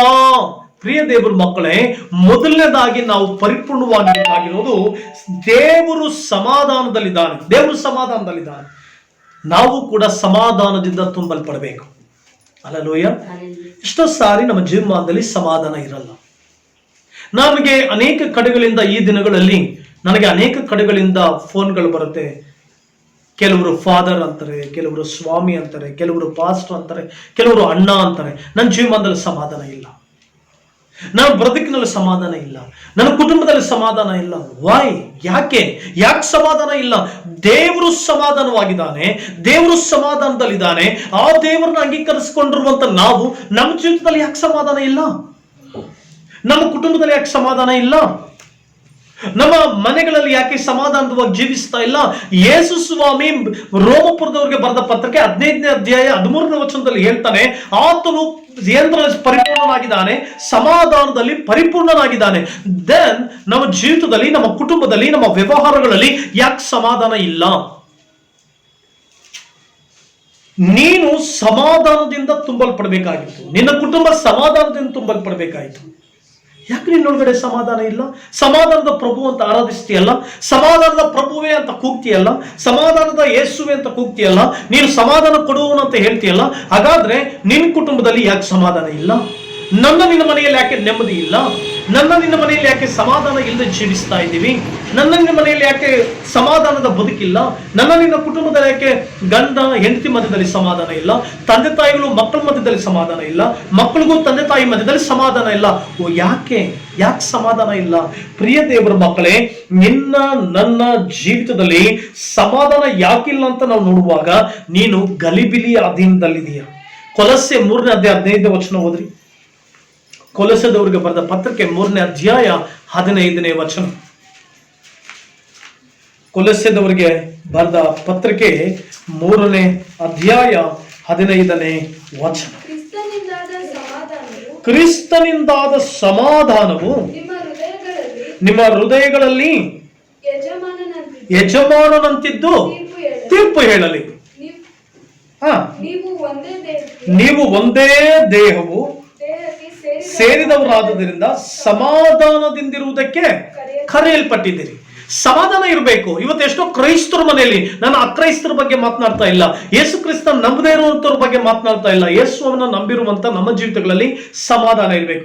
ದೇವರು ಸಮಾಧಾನಕ್ಕೆ ಕಾರಣನೇ ಹೊರತು ಗಲಿಬಿಲಿಗೆ ಕಾರಣನಲ್ಲ. ಹಾಗಾದ್ರೆ ಸಮಾಧಾನ ನಿನ್ನೊಳಗಡೆ ಅಂಪೈರ್ ಇರಬೇಕು. ಸಾಮಾನ್ಯವಾಗಿ ನಾವು ಕ್ರಿಕೆಟ್ ನೋಡ್ತೇವೆ. ಕ್ರಿಕೆಟ್ ಆಡ್ಬೇಕಾದ್ರೆ ಅಥವಾ ಯಾವುದೇ ಸ್ಪೋರ್ಟ್ಸ್ ಆಡ್ಬೇಕಾದ್ರೆ ಅಲ್ಲಿ ಒಬ್ಬ ಅಂಪೈರ್ ಇರ್ತಾನೆ. ಅವನೇನ್ ಮಾಡ್ತಾ ಇರ್ತಾನೆ, ಆ ಅಂಪೈರ್ ಏನ್ ಮಾಡ್ತಾ ಇರ್ತಾನೆ, ಆಟಗಳನ್ನ ಕಂಟ್ರೋಲ್ ಮಾಡ್ತಾ ಇರ್ತಾನೆ. ಆಟದಲ್ಲಿ ಔಟ್ ಆಗುವಂಥದ್ದು ಮಾತ್ರವಲ್ಲದೆ ಬೌಲಿಂಗ್ ಮಾಡುವಾಗ, ಬಾಲ್ಗಳನ್ನ ಹಾಕುವಾಗ, ಬಾಲ್ಗಳನ್ನ ಎಸೆಯುವಾಗ ಅವನು ಕಂಟ್ರೋಲ್ ಮಾಡ್ತಾ ಇರ್ತಾನೆ. ಆ ಇಡೀ ಆಟವನ್ನ ಅವನೇನ್ ಮಾಡ್ತಾ ಇರ್ತಾನೆ, ಗಮನಿಸ್ತಾ ಇರ್ತಾನೆ, ಅಂಪೈರ್ ಆಗಿರ್ತಾನೆ. ಅದೇ ರೀತಿ ಸಮಾಧಾನದ ಅನ್ನೋದು ಕೂಡ ನಮ್ಮ ಹೃದಯದಲ್ಲಿ ಒಬ್ಬ ಅಂಪೈರ್ ಆಗಿರ್ಬೇಕು. ನಿನ್ ಹೃದಯದೊಳಗಡೆ ಒಬ್ಬ ಅಂಪೈರ್ ಆಗಿರ್ಬೇಕು. ನಿನ್ ಹೃದಯದೊಳಗಡೆ ಸಮಾಧಾನ ಕ್ಯಾಲ್ಕುಲೇಟ್ ಮಾಡ್ತಾ ಇರ್ಬೇಕು. ನಿನ್ ಜೀವಿತದಲ್ಲಿ ಸಮಾಧಾನ ಇಲ್ಲ ಅಂತಂದ್ರೆ ಆ ಅಂಪೈರ್ ಇಲ್ಲ ಅಂತ. ಅಂಪೈರ್ ಇಲ್ಲ ಅಂತಂದ್ರೆ ಆಟ ಆಡ್ಲಿಕ್ಕೆ ಸಾಧ್ಯನಾ? ಅಂಪೈರ್ ಇಲ್ಲ ಅಂತಂದ್ರೆ ಸಾಮಾನ್ಯವಾಗಿ ಅಂಪೈರ್ ಇಲ್ಲ ಅಂತಂದ್ರೆ ನಾವು ಹಳ್ಳಿಗಳಲ್ಲಿ ಆಟ ಆಡ್ಬೋದು, ಹಳ್ಳಿ ಕ್ರಿಕೆಟ್ ನಲ್ಲಿ ಆಡ್ಬೋದು. ಆದ್ರೆ ಒರಿಜಿನಲ್ ಆಗಿ ನಾವೊಂದು ಸ್ಪೋರ್ಟ್ಸ್ ಅನ್ನು ಆಡುವಾಗ ಅಲ್ಲಿ ಒಬ್ಬ ಅಂಪೈರ್ ಇದ್ದೇ ಇರ್ತಾನೆ. ಅದೇ ರೀತಿ ನಿನ್ನ ಹೃದಯದೊಳಗಡೆ ನಿನ್ ಜೀವಿತ ಕರೆಕ್ಟ್ ಆಗಿ ನಡ್ಕೊಂಡು ಹೋಗ್ಬೇಕಾದ್ರೆ, ನಿನ್ ಬದುಕು ಕರೆಕ್ಟ್ ಆಗಿ ನಡ್ಕೊಂಡು ಹೋಗ್ಬೇಕಾದ್ರೆ, ನಿನ್ ಕುಟುಂಬ ಜೀವಿತ ಕರೆಕ್ಟ್ ಆಗಿ ನಡ್ಕೊಂಡು ಹೋಗ್ಬೇಕಾದ್ರೆ ಸಮಾಧಾನ ಅನ್ನುವಂತ ಒಬ್ಬ ಅಂಪೈರ್ ನಿನ್ನೊಳಗಡೆ ಇರಬೇಕು. ಆ ಸಮಾಧಾನ ಅನ್ನುವಂತ ಅಂಪೈರ್ ಯಾವಾಗ ನಿನ್ನ ಒಳಗಡೆ ಇರ್ತಾನೋ ಅವಾಗ ಆ ಅಂಪೈರ್ ನಿನ್ನ ಏನ್ ಮಾಡ್ತಾ ಇರ್ತಾರೆ, ಕರೆಕ್ಟ್ ಆಗಿ ದಾರಿಯಲ್ಲಿ ನಡೆಸ್ತಾ ಇರ್ತಾನೆ. ನಾವೆಲ್ಲರೂ ಎಲ್ಗೋ ಒಂದು ವಿಚಿತ್ರವಾದ ದಾರಿಗೆ ಹೋಗ್ತೀವಿ, ಅಥವಾ ನಾವೆಲ್ಲೋ ದಾರಿ ತಪ್ಪಲಿಕ್ಕೆ ಹೋಗ್ತಾ ಇದ್ದಾಗ ಸಮಾಧಾನ ನಿನ್ನೊಳಗಡೆ ಹೇಳ್ತಾ ಇರ್ಬೇಕು, ನೋ ಇದು ಸರಿ ಇಲ್ಲ, ಆ ಸಮಾಧಾನ ನಿನ್ನಿಂದ ಹೊರಟೋಗ್ಬೇಕು. ಯಾವಾಗ ಆ ಸಮಾಧಾನ ಆ ಅಂಪೈರ್ ನಿನ್ನ ಬಿಟ್ಟು ಹೋಗ್ತಾ ಇರ್ತಾನೋ ಅವಾಗ ನಿನಗೆ ಭಯ ಬರಬೇಕು. ಕ್ಲೀನಾಗಿ ಕೇಳಿಸ್ಕೊಳ್ಳಿ. ಸಮಾಧಾನ ಅನ್ನೋದು ಒಬ್ಬ ಅಂಪೈರ್ ಇದ್ದಂಗೆ, ಅದಕ್ಕೆ ಆ ವಾಕ್ಯದಲ್ಲಿ ಹಂಗೆ ಹೆಂಗಿರ್ಬೇಕಂತೆ, ಸಮಾಧಾನ ಅನ್ನುವಂಥದ್ದು ಹೃದಯಗಳಲ್ಲಿ ಯಜಮಾನನಂತಿದ್ದು ತೀರ್ಪು ಹೇಳಲಿ. ನೋಡಿ, ತೀರ್ಪು ಹೇಳೋದು ಯಾರು? ನಾವು ಲೋಕದ ಯಾವುದೇ ಸ್ಪೋರ್ಟ್ಸ್ಗಳು ತೆಗೆದುಕೊಳ್ಳಿ, ತೀರ್ಪು ಹೇಳೋದು ಯಾರೋ ಅಂಪೈರ್. ಸಮಾಧಾನ ಅನ್ನುವಂಥದ್ದು ನಿನ್ನೊಳಗಡೆ ಅಂಪೈರ್ ಆಗಿರ್ಬೇಕು, ಯಜಮಾನನಂತಿದ್ದು ಅದು ತೀರ್ಪು ಹೇಳ್ಬೇಕಂತೆ. ಅಂದ್ರೆ ಏನಾದ್ರೂ ಒಂದು ಸುಳ್ಳು ಹೇಳ್ತಾ ಇದ್ದೆ ಅಂದ್ರೆ ಆ ಸಮಾಧಾನ ನಿನ್ನಿಂದ ದೂರ ಹೋಗ್ಬೇಕು. ಸಮಾಧಾನ ನಿನ್ನ ಏನ್ ಮಾಡ್ಬೇಕು, no no no no no ನಾನು ನಿನ್ನ ಹತ್ರ ಇರಲ್ಲ, ನಾನು ನಿನ್ನ ಹತ್ರ ಇರಲ್ಲ ಅಂತ ಹೋಗ್ತಾ ಇರುವಾಗ ಆ ಸಮಾಧಾನ ಯಾವಾಗ ಬಿಟ್ಟು ಹೋಗ್ತಾ ಇರುತ್ತೋ ನಿನ್ನ ಹೃದಯದೊಳಗಡೆ ನೀನು ಅರ್ಥ ಮಾಡ್ಕೊಳ್ಬೇಕು, ಎಲ್ಲೋ ನೀನ್ ದಾರಿ ತಪ್ತಾ ಇದೆಯಾ. ಸಮಾಧಾನ ನಿನ್ನಿಂದ ದೂರ ಹೋಗ್ತದೆ. ಸಮಾಧಾನ ಸ್ವಲ್ಪ ಅಂಪೈರ್ ಆಗಿ ನಿನ್ನನ್ನ ಗದರಿಸ್ತಾ ಇದೆ ಅಂತಂದ್ರೆ ನೀನು ಅರ್ಥ ಮಾಡ್ಕೊಳ್ಬೇಕು, ಎಲ್ಲೋ ಮಿಸ್ಟೇಕ್ ಮಾಡ್ತಾ ಇದೀವಿ ಅಂತ, ಎಲ್ಲೋ ಮಿಸ್ಟೇಕ್ ಮಾಡ್ತಾ ಇದ್ದೀವಿ ಅಂತ. ಇಮ್ಮಿಡಿಯೇಟ್ ಆಗಿ ತಿದ್ದಿ ಸರಿಪಡಿಸಿಕೊಂಡು ಯೇಸುವಿನ ಬಳಿ ಬರಬೇಕು. ಸಮಾಧಾನ ಹೆಂಗಿರ್ಬೇಕಂತ, ಯಜಮಾನನೋಪಾದಿಯಲ್ಲಿ ಇರ್ಬೇಕಂತ, ಅದು ತೀರ್ಪು ಹೇಳ್ಬೇಕಂತ ನಿನಗೆ. ನೋಡು, ಇದು ಸರಿಯಿಲ್ಲ, ಇದು ಸರಿಯಿಲ್ಲ. ಆ ಸಮಾಧಾನ ಸ್ವಲ್ಪ ನಿನ್ನಿಂದ ಆಚೆ ಹೋಗ್ತಾ ಇದೆ ಅಂದ್ರೆ ಇಮ್ಮಿಡಿಯೇಟ್ ಆಗಿ ನೀನ್ ಏನ್ ಮಾಡ್ಬೇಕು, ದೇವ್ರ ಹತ್ರ ಕುಳಿತುಕೊಂಡು ದೇವ್ರ ಹತ್ರ ಅಳಬೇಕು. ದೇವ್ರೆ, ಈ ಸಮಾಧಾನ ನನ್ನ ಒಳಗಡೆ ಇಲ್ಲ, ಈ ಅಂಪೈರ್ ನನ್ನಿಂದ ದೂರ ಹೋಗ್ತಾ ಇದ್ದಾನೆ, ನಾನು ಏನ್ ಮಾಡ್ಲಿ, ನಾನು ಯಾವ್ದ್ರಲ್ಲಿ ಮಿಸ್ಟೇಕ್ ಮಾಡ್ತಾ ಇದ್ದೀನಿ ಕ್ಷಮಿಸು ಅಂತ ದೇವ್ರ ಹತ್ರ ಕೇಳುವಾಗ ತಿರುಗಿ ದೇವ್ರ ಏನ್ ಮಾಡ್ತಾರೆ, ಆ ಅಂಪೈರ್ ಅನ್ನ ನಮಗೆ ವಾಪಸ್ ಕೊಡ್ತಾನೆ. ಅಂದ್ರೆ ಆ ಅಂಪೈರ್ ಯಾರು? ಸಮಾಧಾನ. ಆ ಸಮಾಧಾನ ನಿನ್ನೊಳಗಡೆ ವಾಪಸ್ ಬರುತ್ತೆ. ಪ್ರಿಯ ದೇವ್ರ ಮಕ್ಕಳೇ, ಪ್ರಿಯ ದೇವಜನವೇ, ನಿನ್ನ ನನ್ನ ಜೀವಿತದಲ್ಲಿ ಸಮಾಧಾನವು ಅಂಪೈರೋಪಾದಿಯಲ್ಲಿರಬೇಕು. ಆದ್ರಿಂದ ನೀನು ನಿನ್ನೊಳಗಡೆ ಸಮಾಧಾನ ತುಂಬಲ್ಪಡ್ಬೇಕು. ಯಾಕೆ ಸಮಾಧಾನ ಇಲ್ಲ ಅಂತಂದ್ರೆ ನಿನ್ನೊಳಗಡೆ ಗಲಿಬಿಲಿ ಇದೆ. ನೀನ್ ಗಲಿಬಿಲಿ ಆದ್ರಿಂದಲೇ ಇದೆಯಾ? ನೀನ್ ಹೃದಯ ಯಾವ್ದ್ರಲ್ಲ ಗಲಿಬಿಲಿ ಆಗ್ತಾ ಇದೆ ಅಂತಂದ್ರೆ ಸಮಾಧಾನ ನಿನ್ನೊಳಗಡೆ ಇಲ್ಲ. ಯಾವುದಕ್ಕೋಸ್ಕರ ನಿನ್ ಹೃದಯ ಗಲಿಬಿಲಿ ಆಗ್ತಾ ಇದೆ? ಡಿಸ್ಟರ್ಬ್ ಆಗ್ತಾ ಇದೆ. ಗಲಿಬಿಲಿ ಅಂದ್ರೆ ಏನು? ಡಿಸ್ಟರ್ಬೆನ್ಸ್. ಯಾವುದರಲ್ಲಿ ನಿನ್ ಜೀವಿತ, ನಿನ್ ಕುಟುಂಬ ಡಿಸ್ಟರ್ಬ್ ಆಗ್ತಾ ಇದೆ, ಅದನ್ನ ಸರಿಪಡಿಸ್ಕೊ. ಮಾತ್ರವಲ್ಲದೆ ಯಾವಾಗ ನಮಗೆ ಸಮಾಧಾನ ಇರಲ್ಲ ಅಂತಂದ್ರೆ ನಮ್ಮಲ್ಲಿ ಸಂತೃಪ್ತಿ ಇರಲ್ಲ, ನಮ್ಮ ಹೃದಯದೊಳಗಡೆ ಸಂತೃಪ್ತಿ ಇರಲ್ಲ, ಕುಟುಂಬದಲ್ಲಿ ಆರೋಗ್ಯದ ವಿಷಯದಲ್ಲಿ ಸಂತೃಪ್ತಿ ಇರಲ್ಲ. ಯಾವಾಗ ನಮಗೆ ಸಂತೃಪ್ತಿ ಇರಲ್ವೋ ಆಗ ಗಲಿಬಿಲಿ ಬರುತ್ತೆ. ಗಲಿಬಿಲಿ ಯಾವಾಗ ಬರುತ್ತೋ ಸಮಾಧಾನ ನಮ್ಮ ಒಳಗಡೆ ಇರಲ್ಲ. ಹಾಗಾದ್ರೆ ಸಂತೃಪ್ತಿ ಅಂತಂದ್ರೆ ನಮ್ಗೆ ಸಾಮಾನ್ಯವಾಗಿ ದೇವರ ಕಾರ್ಯಗಳಿಗಿಂತ ಲೋಕದ ಕಾರ್ಯಗಳಲ್ಲಿ ಸಂತೃಪ್ತಿ ಬೇಕು. ಐಶ್ವರ್ಯದಲ್ಲಿ ಸಂತೃಪ್ತಿ ಬೇಕು, ಮನೆಗಳಲ್ಲಿ ಸಂತೃಪ್ತಿ ಬೇಕು, ಆರೋಗ್ಯದಲ್ಲಿ ಸಂತೃಪ್ತಿ ಬೇಕು. ಇದು ಯಾವಾಗ ನಮ್ಮ ಜೀವಿತದಲ್ಲಿ ಸಂತೃಪ್ತಿ ತರೋದಿಲ್ವೋ, ಕಡಿಮೆ ಆಗುತ್ತೋ, ಆಗೇನ್ ಮಾಡ್ತೀವಿ? ಅಸಮಾಧಾನವಾಗಿ ಜೀವಿಸ್ತೀವಿ, ಅಸಮಾಧಾನವಾಗಿ ನಡ್ಕೊಳ್ತೀವಿ. ಯೆಶಾಯ 26ನೇ ಅಧ್ಯಾಯ 3ನೇ ವಚನ. ಯೆಶಾಯ 26ನೇ ವಚನ, 26ನೇ ಅಧ್ಯಾಯ 3ನೇ ವಚನ. ಸ್ಥಿರಚಿತ್ತನನ್ನು ಶಾಂತಿಯಲ್ಲಿ ನೆಲೆಗೊಳಿಸಿ ಕಾಯುವಿ. ಪ್ರಿಯ ದೇವರ ಮಕ್ಕಳೇ, ಸ್ಥಿರವಾದ ಮನಸ್ಸಿನಿಂದ ದೇವರ ಮೇಲೆ ಭರವಸೆ ಬಿಟ್ಟರೆ ಸಮಾಧಾನ ಸಿಗ್ತದೆ. ಸ್ಥಿರಚಿತ್ತನನ್ನ ಶಾಂತಿಯಲ್ಲಿ ನೆಲೆಗೊಳಿಸಿ ಕಾಯುವಿ. ನೀನು ಸ್ಥಿರವಾದ ಮನಸ್ಸಿನಿಂದ ಯೇಸುವಿನ ಮೇಲೆ ಮನಸ್ಸಿಟ್ರೆ, ಸ್ಥಿರವಾದ ಮನಸ್ಸಿನಿಂದ ಆತನ ಆರಾಧಿಸಿದ್ರೆ, ಸ್ಥಿರವಾದ ಮನಸ್ಸಿನಿಂದ ದೇವರನ್ನ ಸ್ತುತಿಸಿದ್ರೆ, ಸ್ಥಿರವಾದ ಮನಸ್ಸಿನಿಂದ ಆತನ ಮೇಲೆ ನಂಬಿಕೆ ಇಟ್ಟು ಭರವಸೆ ಇಟ್ಟರೆ ಆತನು ನಿನ್ನ ಜೀವಿತದಲ್ಲಿ ಸಮಾಧಾನ ಅನುಗ್ರಹಿಸಿಕೊಡ್ತಾನೆ. ಎಷ್ಟೋ ಸಾರಿ ನಾವು ಸ್ಥಿರವಾದ ಮನಸ್ಸಿರೋದಿಲ್ಲ, ದೇವರ ಮೇಲೆ ಸ್ಥಿರವಾದ ನಂಬಿಕೆ ಇರೋದಿಲ್ಲ, ದೇವರ ಮೇಲೆ ಸ್ಥಿರವಾದಂಥ ಜೀವಿತ ಇರೋದಿಲ್ಲ, ದೇವರ ಮೇಲೆ ಸ್ಥಿರವಾದಂಥ ಆ ಪ್ರೀತಿ ಇರೋದಿಲ್ಲ. ಅವಾಗೇನಾಗುತ್ತೆ, ಸಮಾಧಾನ ಕಳ್ಕೊಳ್ತೀವಿ, ಸಂತೋಷ ಕಳ್ಕೊಳ್ತೀವಿ. ಹಲ್ಲೆಲೂಯಾ. ಆದ್ದರಿಂದ ಸ್ಥಿರವಾದ ಮನಸ್ಸು ನಿನಗಿರ್ಬೇಕು. ಒಂದನೇದಾಗಿ ನಿನ್ನ ಜೀವಿತದಲ್ಲಿ ಸಮಾಧಾನದಿಂದ ನೀನು ತುಂಬಲ್ಪಡ್ಬೇಕು. ದೇವರು ಹೇಳಿದ್ದಾನೆ, ಯೇಸುವೆ ನನಗೆ ಸಮಾಧಾನ ಕೊಡು, ಯೇಸುವೆ ನನಗೆ ಸಮಾಧಾನ ಕೊಡು. ಎಷ್ಟೋ ಸಾರಿ ಪ್ರಾರ್ಥನೆ ಮಾಡ್ತೀವಿ, ಆದ್ರೆ ಸಮಾಧಾನ ನಿನಗ್ ಬೇಕಾದ್ರೆ ಸಮಾಧಾನ ಹೆಂಗ್ ಹೋಗುತ್ತೆ ನಿನ್ ಜೀವಿತದಲ್ಲಿ? ನೀ ಕೋಪ ಮಾಡ್ಕೊಂಡಾಗ ಸಮಾಧಾನ ಹೊರಟೋಗುತ್ತೆ, ನೀನು ಬೇಜಾರು ಮಾಡ್ಕೊಂಡಾಗ ಸಮಾಧಾನ ಹೊರಟೋಗುತ್ತೆ, ನೀನ್ ದೇವರಿಗೆ ಇಷ್ಟ ಇಲ್ದಿರುವಂತ ಯೋಚನೆ ಮಾಡುವಾಗ ಸಮಾಧಾನ ಹೊರಟೋಗುತ್ತೆ, ನೀನ್ ದೇವರಿಗೆ ಇಷ್ಟ ಇಲ್ದಿರುವಂತ ಗಲಾಟೆ ಮಾಡ್ಕೊಂಡಾಗ ಸಮಾಧಾನ ಹೊರಟೋಗುತ್ತೆ, ನೀನು ಡಿಸ್ಟರ್ಬೆನ್ಸ್ ಆದಾಗ ಸಮಾಧಾನ ಹೊರಟೋಗುತ್ತೆ. ಕೋಪ ಬಂದಾಗ ಏನ್ ಮಾಡ್ಬೇಕು? ಆ ಕೋಪವನ್ನ ದೇವ್ರ ಸಂಧಾನದಲ್ಲಿ ಏನ್ ಮಾಡ್ಬೇಕು? ಜಜ್ಜಿ ಅದು ಬಿಟ್ಬಿಡ್ಬೇಕು. ಅವಾಗ ಸಮಾಧಾನದಲ್ಲಿ ಇರ್ತೀಯ. ಮಾತ್ರವಲ್ಲದೆ ಇನ್ನೇನು ಗಲಾಟೆ ಆಗುತ್ತೆ, ಜಗಳ ಆಗುತ್ತೆ ಅಂತ ನಿನಗೆ ಗೊತ್ತಾಗಿದ ತಕ್ಷಣ ಮಾತು ಬಿಟ್ಬಿಡು. ಯಾಕೆ ಎದುರು ಮಾತಾಡ್ತೀಯ? ಯಾಕೆ ಜೋರಾಗಿ ಮಾತನಾಡ್ತೀಯ? ಯಾಕೆ ಇದ್ದಕ್ಕಿದ್ದ ಇಷ್ಟ ಬಂದದನ್ನ ಮಾತನಾಡ್ತೀಯ? ಮಾತಾಡ್ತಲೇ ಇರ್ತೀವಿ. ಯಾವಾಗ ನೋಡಿ, ದೇವರು ನಾವು ಈ ಸಮಾಧಾನ ಕಳ್ಕೊಂಡ್ಬಿಟ್ಟು, ಈ ಸಂತೋಷ, ಈ ಒಂದು ದೇವ್ರು ಹೇಳಿರುವಂತ ಈ ಸ್ಟೆಪ್ಗಳನ್ನ ಮರ್ತ್ಬಿಟ್ಟು ಸಮಾಧಾನ ಕಳ್ಕೊಂಡ ಮೇಲೆ ದೇವ್ರ ಹತ್ರ ಹೋಗ್ಬಿಟ್ಟು, ದೇವ್ರೇ ನನ್ನ ಗಂಡ ಸರಿ ಇಲ್ಲ ನನಗೆ ಸಮಾಧಾನ ಕೊಡು, ದೇವ್ರೇ ನನ್ನ ಮಕ್ಕಳು ಸರಿ ಇಲ್ಲ ನನಗೆ ಸಮಾಧಾನ ಕೊಡು ಅಂತಂದ್ರೆ, ಸಹೋದರಿಯಾದಂತ ನೀನು ಜಗಳ ಬರೋದಕ್ಕಿಂತ ಮುಂಚೆ ಮಾತಾಡ್ತಾ ಇದ್ರೆ ಸಮಸ್ಯೆ ಜಾಸ್ತಿ ಆಗುತ್ತೆ. ಅವಾಗ ಸಮಾಧಾನ ಹಾಳು ಮಾಡ್ಕೊಳ್ಳೋದು ಯಾರು? ದೇವ್ರು ಹಾಳು ಮಾಡ್ತಾನ? ಇಲ್ಲ. ಹಾಳು ಮಾಡ್ಕೊಳ್ತಾರ ಯಾರು? ನೀವೇ. ಹಾಗಾದ್ರೆ ನೀವು ಸಮಾಧಾನ ಹಾಳಾಗಬೇಕಾದ ಕಾರಣ ಯಾರು? ನೀನೇ. ಅದಕ್ಕೆ ಜಾಗ ಕೊಡ್ತಾ, ಸೈತಾನ್ಗೆ ಜಾಗ ಕೊಡ್ತಾ ಇರೋದು ಯಾರು? ನೀವೇ. ಹಾಗಾದ್ರೆ ಅದನ್ನ ಮಾಡ್ಕೊಳ್ತಾ ಇರುವಂತ ಮಿಸ್ಟೇಕ್ಗಳು ನಾವು ಸಮಾಧಾನದಲ್ಲಿ ಇರ್ಬೇಕಾದ್ರೆ ಸ್ಥಿರಚಿತ್ತನನ್ನ ಶಾಂತಿಯಲ್ಲಿ ನೆಲೆಗೊಳಿಸಿವಿ. ಸ್ಥಿರಚಿತ್ತನ ಅಂದ್ರೆ ಯಾರು? ದೇವರ ಮೇಲೆ ನಂಬಿಕೆ ಇಡೋ. ನಮ್ಮ ಜೀವಿತಗಳಲ್ಲಿ ಎಷ್ಟೋ ಸಾರಿ ಸಮಾಧಾನ ಹಾಳಾಗ್ಬೇಕಾದ್ರೆ, ಸಮಾಧಾನದಿಂದ ದೂರ ಹೋಗ್ಬೇಕಾದ್ರೆ ನಮ್ಮ ಮಾತುಗಳೇ ಬಹಳ ಪ್ರಾಮುಖ್ಯ. ಅದಕ್ಕೆ ದೇವರ ವಾಕ್ಯದಲ್ಲಿ ಬರ್ತಿದೆ, ನಿನ್ನ ಮಾತುಗಳಿಂದಲೇ ನೀತಿವಂತನು, ನಿನ್ನ ಮಾತುಗಳಿಂದಲೇ ಅತಿ ಅನೀತಿವಂತನು ಎಂಬುದಾಗಿ ತೀರ್ಪು ಹೊಂದಿವಿ. ಆದ್ರೆ ನನ್ನ ಜೀವಿತದಲ್ಲಿ ಸಮಾಧಾನದಿಂದ ದೇವರು ತುಂಬಲ್ಪಡೋದಕ್ಕೆ ಆಶಿಸ್ತಾ ಇದ್ದಾರೆ. ಪರಿಪೂರ್ಣ ಸಮಾಧಾನದಲ್ಲಿ ಇರಬೇಕಂತ ದೇವರು ಆಶಿಸ್ತಾರೆ. ಹಾಗಾದ್ರೆ ಪರಿಪೂರ್ಣ ಸಮಾಧಾನದಲ್ಲಿ ನಾವು ಜೀವಿಸಬೇಕು. ಹಲ್ಲೆಲೂಯಾ. ಅರ್ಥ ಆಗ್ತಾ ಇದೆಯಲ್ಲ ನಾನು ಮಾತಾಡ್ತಾ ಇರುವಂತದ್ದು? ಸೊ ನಿನಗೆ ಅರ್ಥ ಆಗ್ಬೇಕು. ಕ್ರೈಸ್ತತ್ವದಲ್ಲಿ ಸಮಾಧಾನ ದೇವರು ಕೊಡ್ತಾನೆ. ಎಸ್, ದೇವರು ಸಮಾಧಾನದ ಪ್ರಭು. ಆದ್ರೆ ಆ ಸಮಾಧಾನ ನೀನು ಇಟ್ಕೊಳ್ಬೇಕಲ್ಲ, ಅದನ್ನ ಅಂಪೈರ್ ಆಗಿ ನಿನ್ ಜೀವಿತದಲ್ಲಿ ಇರ್ಬೇಕಲ್ಲ, ನಿನ್ ಒಳಗಡೆ ಇರ್ಬೇಕಲ್ಲ. ಅದನ್ನ ಹಾಳು ಮಾಡ್ಕೊಳ್ಳೋದು ಯಾರು? ಅದೇ ದೇವ್ರು ಹೇಳ್ತಾರೆ ಕೋಪ ಮಾಡ್ಕೊಳ್ಬೇಡ ಅಂತ. ಆದ್ರೆ ನಾವು ಕೋಪ ಮಾಡ್ಕೊಳ್ತೀವಿ, ಅವಾಗ ಸಮಾಧಾನ ಹೊರಟೋಗುತ್ತೆ. ಜಗಳ ಮಾಡಬೇಡ ಅಂತ ದೇವ್ರು ಹೇಳ್ತಾರೆ, ಅದ್ರ ಜಗಳ ಕುಟುಂಬದಲ್ಲಿ ಜಗಳ ಮಾಡ್ಕೊಳ್ತೀವಿ, ಸಮಾಧಾನ ನಮ್ಮಿಂದ ದೂರ ಹೊರಟೋಗುತ್ತೆ. ನೋಡಿ, ಆದ್ದರಿಂದ ನಾವು ಎಲ್ಲಿ ಸರಿ ಆಗ್ಬೇಕು, ಸರಿ ಮಾಡ್ಕೊಂಡಾಗ ಕರ್ತನು ಖಂಡಿತವಾಗಿ ನಮ್ಮನ್ನು ಆಶೀರ್ವದಿಸ್ತಾನೆ. ಮೊಟ್ಟ ಮೊದಲದಾಗಿ ಸಮಾಧಾನದಿಂದ ನೀನು ತುಂಬಲ್ಪಡಬೇಕು. ದೇವರು ಸಮಾಧಾನವಾಗಿದ್ದಾನೆ, ನೀನು ಸಮಾಧಾನದಿಂದ ತುಂಬಲ್ಪಡಬೇಕು. ಎರಡನೇದಾಗಿ ಯೋಹಾನ್ ಬರೆದ ಸುವಾರ್ತೆ 15ನೇ ಅಧ್ಯಾಯ 11ನೇ ವಚನ. ಯೋಹಾನನು ಬರೆದ ಸುವಾರ್ತೆ 15ನೇ ಅಧ್ಯಾಯ 11ನೇ ವಚನ. ನನ್ನಲ್ಲಿರುವ ಆನಂದವು ನಿಮ್ಮಲ್ಲಿಯೂ ಇರಬೇಕೆಂತಲೂ ನಿಮ್ಮ ಆನಂದವು ಪರಿಪೂರ್ಣವಾಗಬೇಕೆಂತಲೂ ಇದನ್ನೆಲ್ಲ ನಿಮಗೆ ಹೇಳಿದ್ದೇನೆ. ಹಲ್ಲೆಲೂಯಾ. ಎರಡನೇದಾಗಿ ಸಂಪೂರ್ಣ ಸಂತೋಷದಿಂದ ನೀನು ತುಂಬಲ್ಪಡಬೇಕು, ಸಂಪೂರ್ಣ ಆನಂದದಿಂದ ನೀನು ತುಂಬಲ್ಪಡಬೇಕು. ಸಂಪೂರ್ಣ ಸಂತೋಷ ಇರ್ಬೇಕು ನಿನ್ನ ಹೃದಯದಲ್ಲಿ. ಏನ್ ಇರ್ಲಿ ಇಲ್ದೆ ಹೋಗ್ಲಿ, ಯಾವ್ದಿಲ್ದೆ ಹೋಗ್ಲಿ, ನಿನ್ನೊಳಗಡೆ ಪರಿಪೂರ್ಣವಾದ ಸಂತೋಷ ಇರಬೇಕು. ನಾನು ನಿಮ್ಮನ್ನ ಕೇಳುವಂತ ಒಂದು ಪ್ರಶ್ನೆ, ಪರಿಪೂರ್ಣವಾದ ಸಂತೋಷ ನಿಮ್ಮೊಳಗಡೆ ಇದೆಯಾ? ಹಣ ಇರ್ಲಿ ಇಲ್ದೆ ಹೋಗ್ಲಿ, ಸಮೃದ್ಧಿ ಇಲ್ದೆ ಹೋಗ್ಲಿ, ಐಶ್ವರ್ಯ ಇಲ್ದೆ ಹೋಗ್ಲಿ, ATM ನಲ್ಲಿ ಹಣ ಇರ್ಲಿ ಇಲ್ದೆ ಹೋಗ್ಲಿ, ಬ್ಯಾಂಕ್ ನಲ್ಲಿ ಹಣ ಇರ್ಲಿ ಇಲ್ದೆ ಹೋಗ್ಲಿ, ಸಂತೋಷ ನಿನ್ನೊಳಗಡೆ ಇದೆಯಾ? ಹಲ್ಲೆಲೂಯಾ. ಪರಿಪೂರ್ಣವಾದ ಸಂತೋಷ ನಿನ್ನೊಳಗಡೆ ಇರ್ಬೇಕು, ಪರಿಪೂರ್ಣವಾದ ಆನಂದ ನಿನ್ನೊಳಗಡೆ ಇರ್ಬೇಕು. ಅದು ಯೇಸು ಸ್ವಾಮಿ ಬಯಸುವಂಥದ್ದು.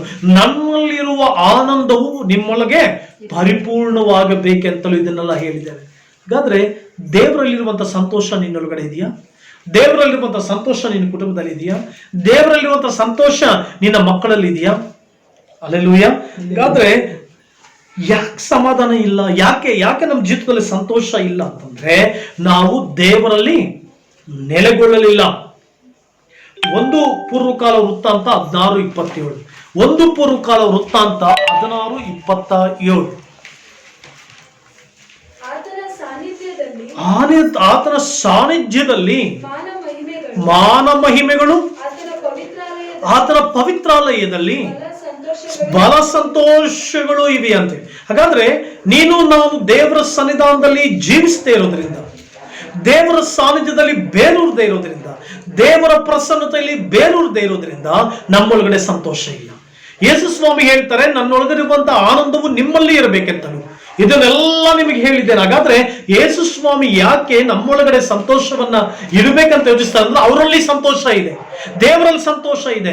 ದೇವರು ಸಂತೋಷ ಪೂರ್ಣನಾಗಿದ್ದಾನೆ, ದೇವರು ಸಂತೋಷಕ್ಕೆ ಕಾರಣನಾಗಿದ್ದಾನೆ, ದೇವರು ಸಂತೋಷ ತುಂಬಲ್ಪಟ್ಟಿದ್ದಾನೆ. ತನ್ನ ಮಕ್ಕಳು ಕೂಡ ಪರಿಪೂರ್ಣವಾದ ಸಂತೋಷದಲ್ಲಿ ಜೀವಿಸಬೇಕು, ತನ್ನ ಜನರು ಕೂಡ ಪರಿಪೂರ್ಣವಾದ ನೆಮ್ಮದಿಯಲ್ಲಿ ಜೀವಿಸಬೇಕು, ತನ್ನ ಜನರು ಕೂಡ ಪರಿಪೂರ್ಣವಾದ ಸಂತೋಷದಿಂದ ತುಂಬಲ್ಪಡಬೇಕನ್ನೋದು ದೇವರ ಆಸೆ. ಹಾಗಾದ್ರೆ ಯಾಕೆಲ್ಲ ನಾವು ದೇವರಲ್ಲಿ ಬೇರೂರಲಿಲ್ಲ? ಯಾಕೆಲ್ಲ ದೇವರಲ್ಲಿ ಸಂತೋಷಿಸ್ತಾ ಇಲ್ಲ? ನಾವು ದೇವರಲ್ಲಿ ಆಳವಾಗಿ ಬೇರೂರಿದಾಗ ನಮ್ಮ ಜೀವಿತದಲ್ಲಿ ಸಂತೋಷ ಇರುತ್ತೆ. ಹಲ್ಲೆಲೂಯಾ. ಯೋಹನ ಬರೆದ ಸುವಾರ್ತೆ 14ನೇ ಅಧ್ಯಾಯ 27ನೇ ವಚನ. ಶಾಂತಿಯನ್ನು ನಿಮಗೆ ಬಿಟ್ಟು ಹೋಗುತ್ತೇನೆ, ನನ್ನಲ್ಲಿರುವ ಶಾಂತಿಯನ್ನು ನಿಮಗೆ ಬಿಟ್ಟು ಕೊಡುತ್ತೇನೆ. ಲೋಕವು ಕೊಡುವ ರೀತಿಯಿಂದಲ್ಲ. ಎಷ್ಟೋ ಸಾರಿ ಯಾಕೆ ನಮ್ಮ ಒಳಗಡೆ ದೇವರಲ್ಲಿರುವಂತ ಸಂತೋಷ ಇಲ್ಲ ಅಂತಂದ್ರೆ ನಾವ್ ಯಾವಾಗ್ಲೂ ಲೋಕದ ಸಂತೋಷಕ್ಕೆ ಓಡ್ತೇವೆ.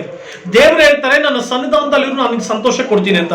ನಾವೇನ್ ಮಾಡ್ತೇವೆ? ಲೋಕದ ಕಾರ್ಯಗಳಿಂದ ಓಡಿ ಹೋಗ್ತೀವಿ, ಲೋಕದ ಕಾರ್ಯಗಳಿಂದ ಓಡ್ತೀವಿ, ಲೋಕದ ಕೆಲಸಗಳಿಂದ ಓಡ್ತೀವಿ. ಅಂದ್ರೆ ಕೆಲಸ ಮಾಡಬಾರ್ದು ಅಂತಲ್ಲ, ಲೋಕದ ವ್ಯವಹಾರಗಳಲ್ಲಿ ಜವಾಬ್ದಾರಿಕೆಯುಳ್ಳವರಾಗಿರ್ಬಾರ್ದು ಅಂತಲ್ಲ, ನಾವು ಜವಾಬ್ದಾರಿಕೆಯುಳ್ಳವರಾಗಿರ್ಬೇಕು. ಪ್ರಿಯ ದೇವರ ಮಕ್ಕಳೇ, ನನ್ನ ಜೀವಿತದಲ್ಲಿ ದೇವರಲ್ಲಿರುವಂತಹ ಪರಿಪೂರ್ಣವಾದ ಸಂತೋಷ ನಿನ್ನೊಳಗಡೆ ಇರಬೇಕು. ದೇವರ ಪರಿಪೂರ್ಣವಾದ ಆನಂದ ನಿನ್ನೊಳಗಡೆ ಇರಬೇಕು.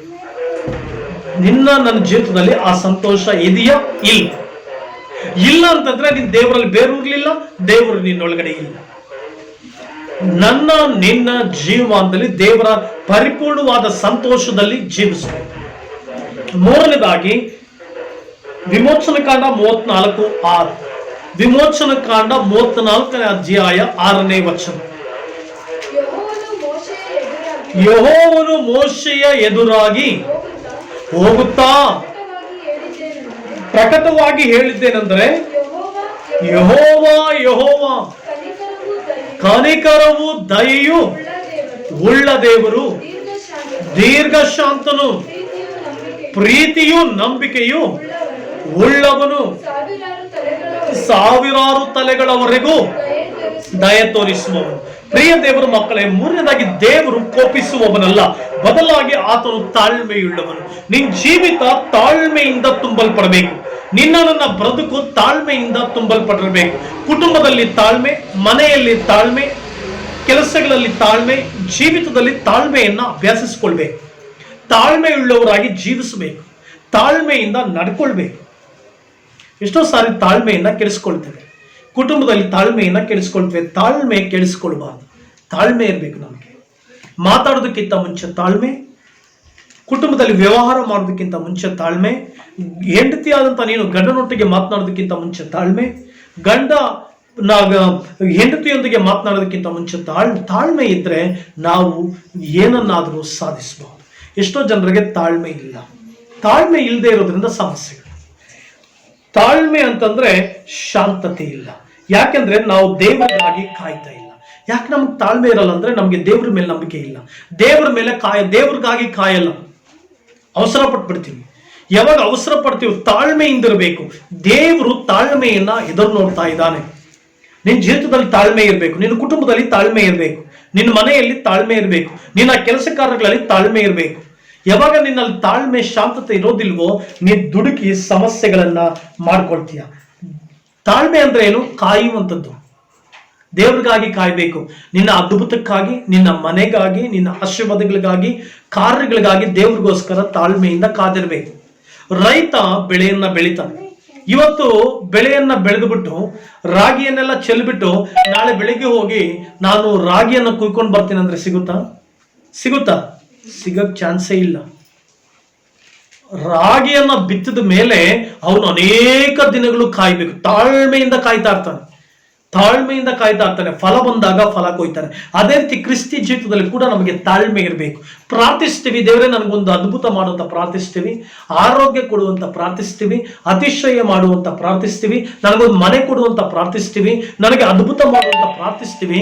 ಪ್ರಾರ್ಥಿಸಿದ್ದಾದ್ಮೇಲೆ ನಮಗೆ ತಾಳ್ಮೆ ಇರಬೇಕು, ತಾಳ್ಮೆಯಿಂದ ಕಾಯ್ಬೇಕು. ಯಾವಾಗ ತಾಳ್ಮೆಯಿಂದ ಕಾಯ್ತೇವೋ ದೇವರು ಅದ್ಭುತ ಮಾಡ್ತಾನೆ. ಹಲ್ಲೆಲೂಯಾ. ನಮ್ಗೆ ತಾಳ್ಮೆ ಇಲ್ಲ. ದೇವ್ರನ್ನ ಇವತ್ತು ಪ್ರಾರ್ಥಿಸ್ತೇವೆ, ಇವತ್ತು ದೇವ್ರು ಕೊಟ್ಬಿಡ್ಬೇಕು, ಅವಾಗಲೇ ದೇವರು. ಆರೋಗ್ಯಕ್ಕೋಸ್ಕರ ಪ್ರಾರ್ಥಿಸ್ತೀವಿ, ಇವಾಗಲೇ ಆರೋಗ್ಯ ಕೊಟ್ಬಿಡ್ಬೇಕು. ಐಶ್ವರ್ಯಕ್ಕೋಸ್ಕರ ಪ್ರಾರ್ಥಿಸ್ತೀವಿ, ಇವಾಗಲೇ ಐಶ್ವರ್ಯ ಸಿಕ್ಬಿಡ್ಬೇಕು. ಆಶೀರ್ವಾದಕ್ಕೋಸ್ಕರ ಪ್ರಾರ್ಥಿಸ್ತೀವಿ, ಇವಾಗಲೇ ಆಶೀರ್ವಾದ ಸಿಕ್ಬಿಡ್ಬೇಕು. ಏನೋ ಒಂದು ಸೈಟ್ಗೋಸ್ಕರ ಪ್ರಾರ್ಥಿಸ್ತೀವಿ, ಇವತ್ತೇ ದೇವ್ರು ಕೊಟ್ಬಿಡ್ಬೇಕು. ಇಲ್ಲ, ಕಾಯ್ಬೇಕು. ಸ್ವಲ್ಪ ಪ್ರಾರ್ಥಿಸ್ತೀಯಾ, ಪ್ರಾರ್ಥಿಸಿದಾದ್ಮೇಲೆ ಕಾಯ್ಬೇಕು. ಒಂದು ರೈತ, ನೀವೆಲ್ಲರೂ ಕೂಡ ಗೊತ್ತು, ಬೆಳೆ ಬೆಳಿಬೇಕಾದ್ರೆ ತಾಳ್ಮೆಯಿಂದ ಕಾಯ್ತಾನೆ. ಅದೇ ರೀತಿ ಪ್ರಾರ್ಥಿಸಿದೆಯಾ, ತಾಳ್ಮೆಯಿಂದ ದೇವ್ರಿಗೋಸ್ಕರ ಕಾಯಿ, ತಾಳ್ಮೆಯಿಂದ ತುಂಬಲ್ಪಡು, ತಾಳ್ಮೆಯಿಂದ ಜೀವಿಸು. ಯೇಸು ಕ್ರಿಸ್ತನು ತಾಳ್ಮೆಯುಳ್ಳವನಾಗಿದ್ದಾನೆ. ಆತನು ಕಲ್ವಾರಿ ಶಿಲ್ಬೆ ಮೇಲೆ ತಾಳ್ಮೆಯಿಂದಿದ್ದ, ಅದಕ್ಕೆ ಆತನು ಮೃತ್ಯುಂಜಯನಾಗಿ ಶಿಲ್ಬೆ ಮೇಲೆ ಪ್ರಾಣವನ್ನು ಕೊಟ್ಟು ಶಿಲ್ಬೆ ರಕ್ತ ಸುರಿಸಿ ಸಮಾಧಿಯಲ್ಲಿಡಲ್ಪಟ್ಟು 3ನೇ ದಿನ ಎದ್ದು ಬಂದ. ಎದ್ದು ಬಂದು ಮೃತ್ಯುಂಜಯನಾಗಿ ಎದ್ದು ಬಂದ. ನಿನ್ನ ಜೀವಿತದಲ್ಲಿ ಕೂಡ 3 ದಿನ ಯೇಸು ಕಾದರು. ನಿನ್ನ ಜೀವಿತದಲ್ಲಿ ಕೂಡ ತಾಳ್ಮೆಯಿಂದ ಕಾಯಿ. ಕುಟುಂಬದ ಜೀವಿತದಲ್ಲಿ, ಮನೆಗಳಲ್ಲಿ, ಕೆಲಸ ಕಾರ್ಯಗಳಲ್ಲಿ, ಹಣದ ವಿಚಾರದಲ್ಲಿ ತಾಳ್ಮೆಯಿಂದ ಕಾದುಕೊಂಡ್ರಿ, ದೇವರು ಅದ್ಭುತ ಮಾಡ್ತಾರೆ. 4ನೇದಾಗಿ, ಕೊನೆಯದಾಗಿ, ವಿಮೋಚನ ಕಂಡ 34:6 ನೋಡ್ತೀವಿ, ಆತನು ಪ್ರೀತಿಪೂರ್ಣ. ದೇವರು ಪ್ರೀತಿಯಿಂದ ತುಂಬಲ್ಪಟ್ಟಿದ್ದಾನೆ. ಹಲ್ಲೆಲೂಯಾ. ಅದೇ ರೀತಿ ನೀನು ಕೂಡ ದೇವರ ಪ್ರೀತಿಯಿಂದ ತುಂಬಲ್ಪಡಬೇಕು. ದೇವರ ಪ್ರೀತಿಯಿಂದ ನೀನು ತುಂಬಿಸಲ್ಪಟ್ಟಿರಬೇಕು. ದೇವ್ರ ವಾಕ್ಯದಲ್ಲಿ ಬರೆದಿದೆ, ನಿನ್ನ ನೆರೆಯವನನ್ನ ನಿನ್ನಂತೆಯೇ ಪ್ರೀತಿಸು. ಯಾರು ಕೂಡ ನಮ್ಮ ಶರೀರಗಳು ನಾವು ದಂಡಿಸ್ಕೊಳ್ತೀವ, ನಮ್ಮ ಶರೀರಗಳು ನಾವು ಗುದ್ಕೊಳ್ತೀವ, ನಮ್ಮ ಶರೀರಗಳು ನಾವು ಹಾಳು ಮಾಡ್ಕೊಳ್ತೀವ? ಇಲ್ಲ, ನಮ್ಮನ್ನ ಬಹಳ ಪ್ರೀತಿ ಮಾಡ್ತೀವಿ. ಅದೇ ರೀತಿ ನಿನ್ನನ್ನು ನೀನು ಹೇಗೆ ಪ್ರೀತಿಸ್ಕೊಳ್ತೀಯೋ, ನಿನ್ನ ನೆರೆಯವನನ್ನ ಅದೇ ರೀತಿ ಪ್ರೀತಿಸು. ಯೇಸುವಿನ ಪ್ರೀತಿಯಿಂದ ನೀನು ನಾವು ತುಂಬಲ್ಪಡಬೇಕು. ಯಾಕೆ ಸಮಸ್ಯೆ, ಎಲ್ಲಿ ತೊಂದರೆ? ಯೇಸುವಿನ ಪ್ರೀತಿ ಇದ್ರೆ ನಮ್ಮೊಳಗಡೆ ನಾವೆಲ್ಲವನ್ನ ಸಹಿಸ್ಕೊಳ್ತೀವಿ, ತಾಳ್ಮೆಯಿಂದ ಇರ್ತೀವಿ, ಸಮಾಧಾನದಲ್ಲಿರ್ತೀವಿ. ಆ ಪ್ರೀತಿ ಯಾವಾಗಿಲ್ವೋ, ಯೇಸುವಿನ ಪ್ರೀತಿ ಯಾವಾಗಿಲ್ವೋ ಅವಾಗಲೇ ಸಮಸ್ಯೆಗಳಾಗೋದು. ಯೇಸುವಿನ ಪ್ರೀತಿ ಯಾವಾಗಿಲ್ವೋ ಅವಾಗಲೇ ಮಿಸ್ಅಂಡರ್ಸ್ಟ್ಯಾಂಡಿಂಗ್ ಆಗೋದು. ಯೇಸುವಿನ ಪ್ರೀತಿ ಯಾವಾಗ ನಮ್ಮ ಜೀವಿತದಲ್ಲಿ, ನಮ್ಮ ಕುಟುಂಬದಲ್ಲಿ ಇರೋದಿಲ್ವೋ ಅವಾಗ ನಮ್ಮ ಜೀವಿತದಲ್ಲಿ ಸಮಸ್ಯೆಗಳನ್ನ ನಾವೇ ತಂದಾಕೊಳ್ತೀವಿ. ಯೇಸು ಸ್ವಾಮಿ ಪ್ರೀತಿಯನ್ನು ತುಂಬಲ್ಪಡಲಿ. ಅದಕ್ಕೆ ಹೇಳಿದ್ರು, ಚರ್ಚ್ಗಳಿಗೆ ಬರೋದು ದೊಡ್ಡದಲ್ಲ, ಚರ್ಚ್ಗೆ ಬರೋದು ದೊಡ್ಡದಲ್ಲ, ಚರ್ಚ್ ಒಳಗಡೆ ಕಾಲಿಡೋದು ದೊಡ್ಡದಲ್ಲ, ಯೇಸು ಸ್ವಾಮಿ ನಂಬೋದು ದೊಡ್ಡದಲ್ಲ, ಯೇಸು ಸ್ವಾಮಿ ಬಗ್ಗೆ ಮಾತಾಡೋದು ದೊಡ್ಡದಲ್ಲ. ಪರಿಪೂರ್ಣವಾಗಿ ಯೇಸುವಿನ ವಾಕ್ಯವನ್ನ ಅರ್ಥ ಮಾಡ್ಕೊಳ್ಬೇಕು. ಹಲ್ಲೆಲೂಯಾ ಅಂದೆ, ನಾನು ಯೇಸು ಅಂದೆ, ನಾನು ಸ್ತುತಿ ಅಂದೆ, ನಾನು ಅನ್ಯ ಭಾಷೆ ಮಾತಾಡಿದೆ, ನಾನು ಇನ್ನೊಂದು ಮಾತಾಡಿದೆ. ಈ ಬೂಟಾಟಿಕೆ ಎಲ್ಲ ನಮ್ಮ ಜೀವಿತದಲ್ಲಿ ಬೇಡ. ವಾಕ್ಯ ಮತ್ತೆ ಪವಿತ್ರಾತ್ಮನು ಅವತ್ತಿನ ಅಪ್ರಮೇಯವಾದವನು, ಅತಿ ಶ್ರೇಷ್ಠವಾದವನು, ಉನ್ನತವಾದವನು. ಆ ಪವಿತ್ರಾತ್ಮನ ಬಗ್ಗೆ ಮಾತನಾಡ್ಲಿಕ್ಕೂ ಬಹಳ ಭಯವಾಗುತ್ತೆ. ಯಾಕೆಂದ್ರೆ ಆತನ ಅಷ್ಟು ಶಕ್ತಿಯುಳ್ಳವನು, ಆತನ ಅಷ್ಟು ಅಪ್ರಮೇಯವುಳ್ಳವನು. ಆದರೆ ಪವಿತ್ರಾತ್ಮನ ಒಳಗಡೆ ಇದ್ದಾನಂತ ಹೇಳಿದ್ರೆ ನಮ್ಮೊಳಗಡೆ ಸಮಾಧಾನ ಇರಬೇಕು, ಸಂತೋಷ ಇರಬೇಕು, ನೆಮ್ಮದಿ ಇರಬೇಕು. ಅದ್ಯಾವುದೂ ಇಲ್ಲ ಅಂದ್ರೆ ಪವಿತ್ರಾತ್ಮ ನಮ್ಮೊಳಗಡೆ ಇಲ್ಲ. ಜೋರಾಗಿ ಕೈಚಾಪಳೆ ತಟ್ಟಿ ನಮ್ಮ ಮೈ ಮೇಲೆ ಏನೋ ಬಂದಿದೆ ಅನ್ನೋ ತರ ಜೀವಿಸೋದಕ್ಕಿಂತ ಪರಿಶುದ್ಧಾತ್ಮ ನಮ್ಮನೆಯಲ್ಲಿದ್ರೆ ದುರಾತ್ಮಗಳೆಲ್ಲ ಓಡಿ ಹೋಗ್ತವೆ, ಅಸಮಾಧಾನಗಳು ಹೊರಟು ಹೋಗ್ತವೆ, ಅಸಂತೋಷಗಳು ಹೊರಟು ಹೋಗ್ತವೆ. ಕೋಪ ಬರಲ್ಲ ಅಂತಲ್ಲ, ಬರುತ್ತೆ, ಕ್ಷಣದಲ್ಲಿ ಮಾಯವಾಗುತ್ತೆ, ಹೊರಟೋಗುತ್ತೆ. ಯಾಕಂದ್ರೆ ದೇವರ ಪ್ರೀತಿಯಿಂದ ನಾವು ತುಂಬಲ್ಪಟ್ಟಿದ್ದೇವಾ? ದೇವರ ಪ್ರೀತಿಯಿಂದ ನಾವು ತುಂಬಿಸ್ಕೊಂಡಿದ್ದೇವಾ? ನೀನು ನಾನು ದೇವರ ಪ್ರೀತಿಯಿಂದ, ನನ್ನ ಕುಟುಂಬ ದೇವರ ಪ್ರೀತಿಯಿಂದ ತುಂಬಿದ್ರೆ ಸಮಸ್ಯೆ ಇರಲ್ಲ. ಸಮಸ್ಯೆ ಇರಲ್ಲ ಅಂತಂದ್ರೆ ಸಮಸ್ಯೆ ಬರಲ್ಲ ಅಂತಲ್ಲ, ಸಮಸ್ಯೆ ಬಂದ್ರೂ ನಿನ್ನ ಹತ್ರ ಇರಲ್ಲ. ತೊಂದರೆ ಇಲ್ಲ ಅಂತಲ್ಲ, ತೊಂದರೆ ಬಂದ್ರೂ ತೊಂದರೆ ನಿನ್ನ ಹತ್ರ ಇರಲ್ಲ. ರೋಗ ಬರಲ್ಲ ಅಂತಲ್ಲ, ರೋಗ ಕಾಣಿಸಿಕೊಳ್ಳುವಂತ ಲಕ್ಷಣ ಇದ್ರೂ ಕೂಡ ಆ ರೋಗ ನಿನ್ನನ್ನು ಬಿಟ್ಟು ಹೋಗುತ್ತೆ. ಯಾವಾಗ ದೇವರ ಪ್ರೀತಿಯಿಂದ ನೀನು ತುಂಬಲ್ಪಟ್ಟಿರುವಾಗ. ಸಮಸ್ಯೆಗಳು ಯಾಕೆ, ಮಿಸ್ಅಂಡರ್ಸ್ಟ್ಯಾಂಡಿಂಗ್ ಯಾಕೆ, ಸಮಾಧಾನ ಯಾಕಿಲ್ಲ, ಸಂತೋಷ ಯಾಕಿಲ್ಲ? ಯಾಕೆಂದ್ರೆ ನಾವು ತುಂಬಲ್ಪಡಲಿಲ್ಲ. ತುಂಬಲ್ಪಡದೇ ಇರೋದ್ರಿಂದ ಅರ್ಧ ಕ್ರೈಸ್ತತ್ವ, ಅರ್ಧ ಯೇಸು, ಅರ್ಧಂಬರ್ಧ. ಲೋಕನೂ ಸ್ವಲ್ಪ, ಯೇಸು ಸ್ವಲ್ಪ, ವಾಕ್ಯ ಸ್ವಲ್ಪ, ಲೋಕದ ವ್ಯವಹಾರ ಸ್ವಲ್ಪ. ನಿನ್ನೊಳಗಡೆ ವಾಕ್ಯ ಪರಿಪೂರ್ಣ ತುಂಬಲ್ಪಟ್ಟಿದ್ರೆ ವಾಕ್ಯನೇ ಬರುತ್ತೆ. ಹಲ್ಲೆಲೂಯಾ. ನಿನ್ನೊಳಗಡೆ ವಾಕ್ಯ ತುಂಬಲ್ಪಟ್ಟಿದ್ರೆ ವಾಕ್ಯನೇ ಬರುತ್ತೆ. ಏನಾದ್ರೂ ಸಮಸ್ಯೆ ಆಗ್ತಾ ಇದೆ ಅಂತಂದ್ರೆ ಇಮ್ಮಿಡಿಯೇಟ್ ಆಗಿ ದೇವ್ರ ವಾಕ್ಯ ನಿನ್ನ ಒಳಗಡೆ ಬರಬೇಕು. ನಾವು ಬೇಡ ಬೇಡ ಬೇಡ ಬೇಡ, ದೇವ್ರ ವಾಕ್ಯ ಹಿಂಗೆ ಹೇಳುತ್ತಲ್ಲ, ವಾಕ್ಯ ಹಿಂಗೆ ಹೇಳುತ್ತ ಅಂತ ಪವಿತ್ರ ಆತ್ಮನ ವಾಕ್ಯಕ್ಕೆ ನಡೆಸಬೇಕು. ಅಂದ್ರೆ ನೀನು ಯಾವುದರಿಂದ ತುಂಬಲ್ಪಡ್ತೀಯ, ಯಾವುದರಿಂದ ನಿನ್ನ ಕುಟುಂಬ ತುಂಬಲ್ಪಡ್ತಾ ಇದೆ. ನಿನ್ನ ಮನೆಯಲ್ಲಿ ಯಾರಾದರೂ ಡಿಸ್ಟರ್ಬೆನ್ಸ್ ಮಾಡ್ತಾ ಇದ್ದಾರೆ, ನಿನಗೆ ಬಹಳ ಅವರು ಅಸಮಾಧಾನದಲ್ಲಿದ್ದಾರೆ, ಬಹಳ ಗಲಿಬಿಲಿಯಲ್ಲಿ ಇದ್ದಾರೆ ಅಂತಂದ್ರೆ ಅದರ ಅರ್ಥ ಅವರು ಯೇಸುವನ್ನ ಪರಿಪೂರ್ಣ ಇನ್ನೂ ತುಂಬಿಸಿಕೊಂಡಿಲ್ಲ. ಯೇಸು ಅವರೊಳಗಡೆ ಪರಿಪೂರ್ಣ ಇಲ್ಲ, ಆದ್ರಿಂದ ಅವ್ರು ಡಿಸ್ಟರ್ಬ್ ಆಗ್ತಾ ಇದ್ದಾರೆ. ಅದರಿಂದ ಅವರು ಲೋಕ ಲೋಕ ಲೋಕ ಅಂತಾನೆ ಓಡ್ತಾ ಇದ್ದಾರೆ. ಅವರು ಮಲಗಿರುವಾಗ ಅವ್ರ ತಲೆ ಮೇಲೆ ಕೈ ಇಟ್ಟು ಪ್ರಾರ್ಥನೆ ಮಾಡಿ, ದೇವರೇ ಇವ್ರನ್ನ ನಿನ್ನಿಂದ ತುಂಬಿಸು. ಯಾರಿಂದ ತುಂಬಿಸು? ನಿನ್ನಿಂದ ತುಂಬಿಸು ಅಂತ ಪ್ರಾರ್ಥನೆ ಮಾಡು. ಹಾಗಾದ್ರೆ ನಮ್ಮ ಜೀವಿತಗಳು ಯೇಸುವಿನಿಂದ ತುಂಬಲ್ಪಡಬೇಕು. ಯೇಸು ಆ ಪ್ರೀತಿ ನಮ್ಮೊಳಗಡೆ ತುಂಬಲ್ಪಟ್ಟಿರಬೇಕು. ಈ 4 ಕಾರ್ಯಗಳು ಬಹಳ ಪ್ರಾಮುಖ್ಯ ಪ್ರಿಯ ದೇವರ ಮಕ್ಕಳೇ. ಈ 4 ಕಾರ್ಯಗಳಿಂದ ತುಂಬಲ್ಪಟ್ಟಿದ್ರೆ ನಿನ್ನ ಕುಟುಂಬ ಸಂತೋಷವಾಗಿ, ಸಮಾಧಾನವಾಗಿ, ಆನಂದಕರವಾಗಿ, ಹ್ಯಾಪಿಯೆಸ್ಟ್ ಆಗಿರುತ್ತೆ. ಕೆಲವು ಸಾರಿ ಯಾಕೆ ಸಮಸ್ಯೆಗಳು, ತೊಂದರೆಗಳು, ಸಂಕಟಗಳು ನಮ್ಮ ಕುಟುಂಬಗಳಲ್ಲಿ ಹಾದು ಹೋಗುತ್ತೆ ಅಂತಂದ್ರೆ ನಾವು ಯಾವುದರಿಂದಲೂ ಪರಿಪೂರ್ಣ ತುಂಬಲ್ಪಟ್ಟಿಲ್ಲ.